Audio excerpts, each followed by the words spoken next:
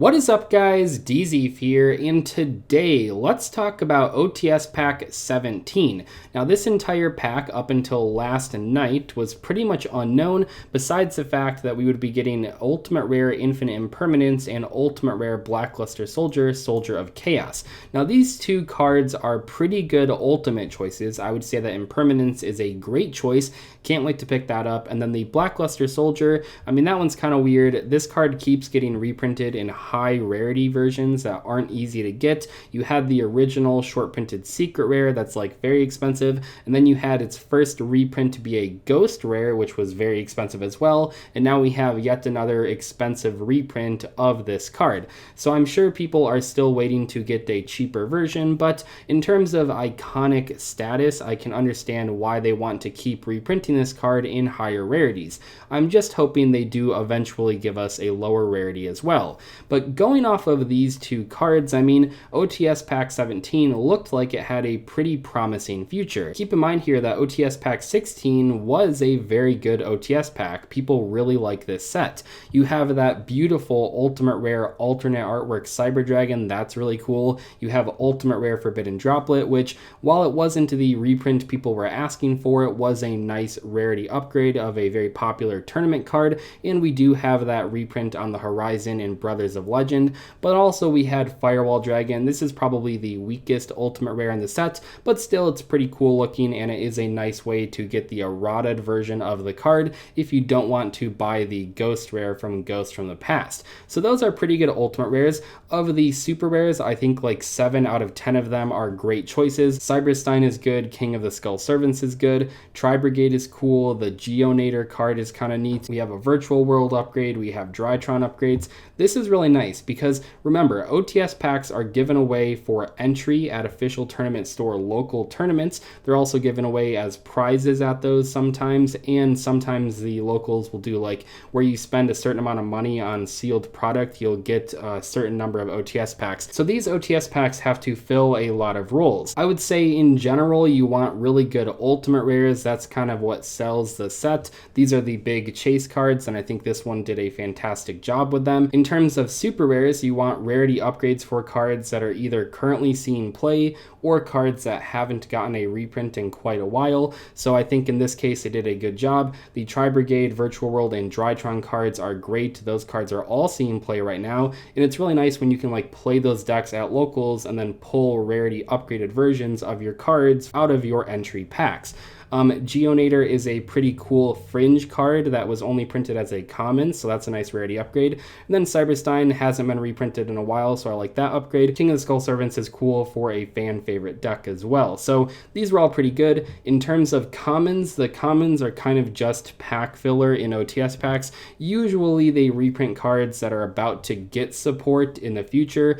These ones were kind of random, but you see here we had the Stardust stuff for Dawn of Majesty. We had this card reprinted to actually be a ritual spell. That's kind of funny. We had some reptile stuff because in Dawn of Majesty we had the new alien support, so you can kind of understand where they're coming from here. And yeah, I think this was a good OTS pack. I think people have been very happy with it. So because we knew OTS Pack 16 was so good, people had high hopes for OTS Pack 17.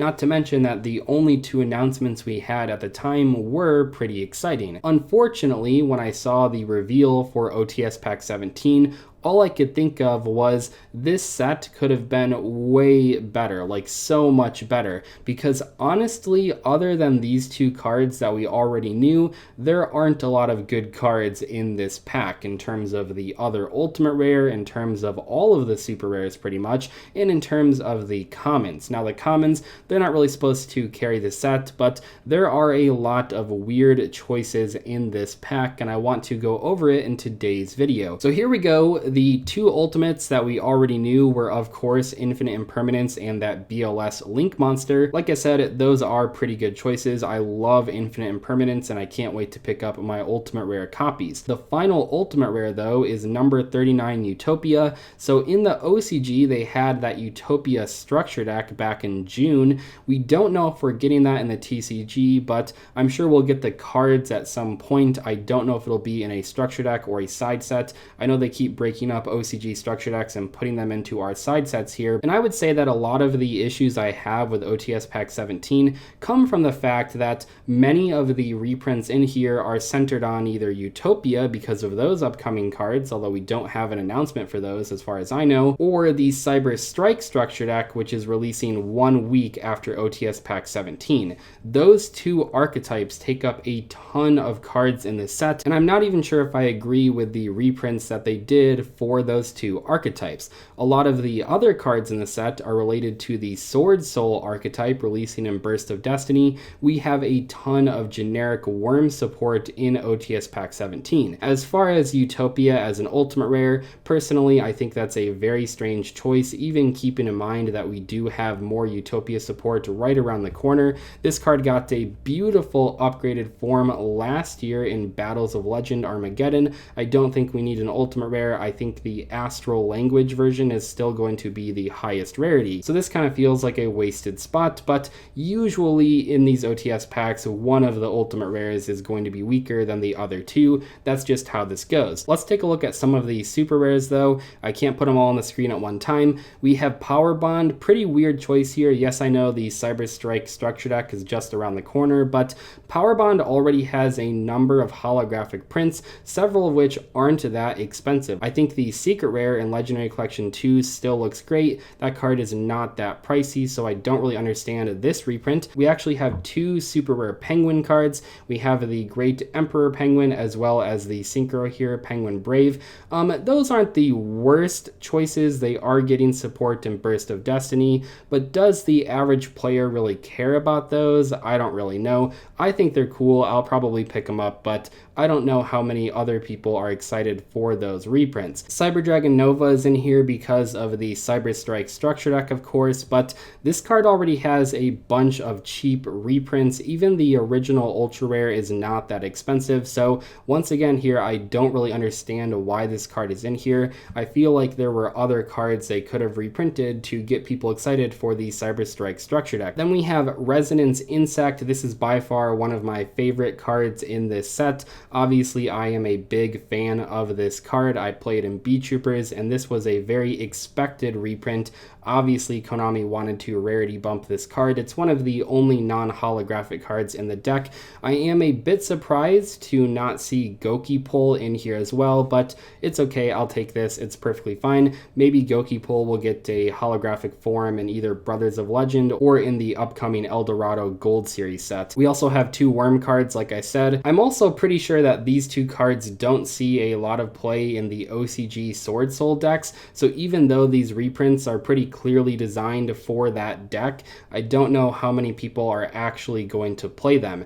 Then, like I said, we have Penguin Brave. We already covered that. Scrap Raptor, that is a great super rare card. I like that one a lot. It probably should have been a super originally, but yeah, that was pretty expected, but a welcome reprint. And then finally, we have the Rose Shoot. This was a common. It's a very good card for Black Rose Dragon decks, so I do understand why they wanted to upgrade that card. But when you look at this set, I mean, those are all of the holographic cards. Two of the ultis are good. I'm sure Utopia will be kind of expensive, but it'll probably be the least expensive of these three cards. But as far as the super rares go, I don't really know how many of these reprints will be valuable. I'm really not even sure if any of them will be that valuable besides Scrap Raptor and maybe Resonance Insect. Resonance Insect was already a fairly expensive card for a common, so maybe the super rare will be pretty expensive relative to the other super rares in the set. Let's take a look at the commons though. We have Penguin Soldier for the Penguin cards. That's not bad. Outstanding Dog Moran. We're getting that new Outstanding Dog, I think in Burst of Destiny, right? And then we have Junk Synchron, Dark Samorg, TG Wonder Magician. That one's kind of cool. We have a few Utopia cards. We have Dragonfly because that new Inzector spell is releasing in the coming months. We have Yazi. I guess that's okay. We have a couple Worm cards here just in general. Yazi, the Shaman of the Tenyi, and Tenyi Spirit. And then finally we have Painful Decision. I love that card's artwork, but I don't know how relevant a reprint is right now. These are pretty in line with what Konami has done with OTS Pack commons in the past. It's really the super rares and the Utopia Ultimate Rare that I have a problem with, and overall I feel like this set is kind of a big miss unless you pull either Impermanence or Blackluster Soldier.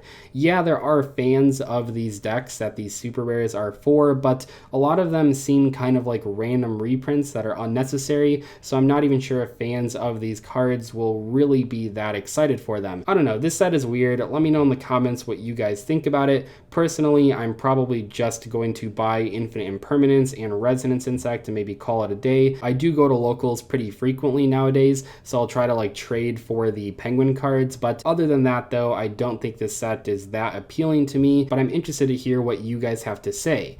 I'll see you later though. Thanks so much for watching. Goodbye.